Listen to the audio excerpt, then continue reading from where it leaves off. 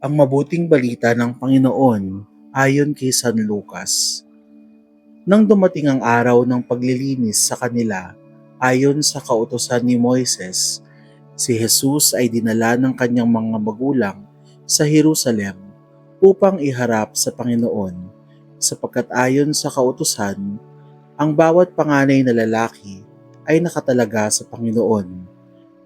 At naghandog sila ayon sa hinihingi ng kautusan ng Panginoon, mag-asawang bato-bato o dalawang inakay na kalapati. May isang tao noon sa Jerusalem ang pangalay Simeon. Matapat at malapit sa Diyos ang lalaking ito at naghihintay sa katubusan ng Israel.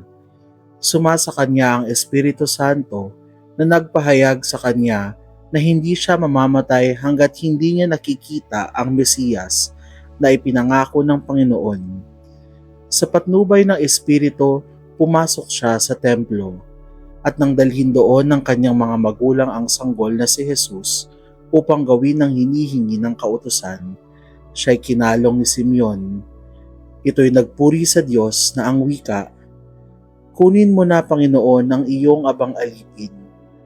Ayon sa iyong pangako, yamang nakita na ng aking mga mata ang iyong tagapagligtas na inihanda mo para sa lahat ng bansa. Liwanag itong tatanglaw sa mga hintil at magbibigay karangalan sa iyong bayang Israel." Ang mabuting balita ng Panginoon. Pinupuri ka namin, Panginoong Hesukristo. Matapat at malapit sa Diyos ang lalaking ito at naghihintay sa katubusan ng Israel. Noong nakaraang taong 2025, ipinagdiwang natin ang taon ng Hubileo na tinaguriang Taon ng Pag-asa. Sa ating ebanghelyo, matutunghayan natin ang isang tao na masasabing puno ng pag-asa, si Simeon. Pero ano nga ba ang pag-asa? Maraming nag-aakala na kapag umaasa ang isang tao, the best na agad ang dapat na mangyari o dumating. Ang hindi natin naiintindihan, nakaugat ang pag-asa sa pananampalataya at pagiging bukas sa kalooban ng Diyos. Ang taong may tunay na pag-asa ay naniniwala na anuman ang mangyari, alam niya na hindi siya pababayaan ng Diyos.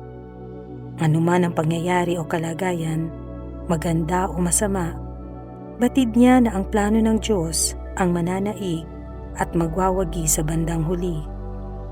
Sa gitna ng kawalang katiyakan, nagtitiwala ang taong may pag-asa na may kahihinat ng maganda ang kanyang pananampalataya, kahit pa maraming kabiguan ang dumating sa buhay niya.